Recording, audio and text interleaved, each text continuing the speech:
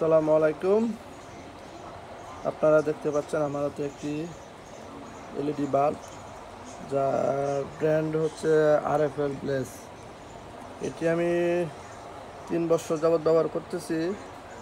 বাতিটা এখনও ঠিক আছে, জ্বলে। আজকে এসে দেখি এইভাবে ঝুলা রয়েছে, মানে এটা বডিটা এভাবে জাস্ট আলগা হয়ে গেছে, তার উপর জ্বলে আছে এখন। এটা এর আগে এই ব্র্যান্ডের আরেকটা বাতি এরকম হয়েছে, ওটা খুলে রাখছি।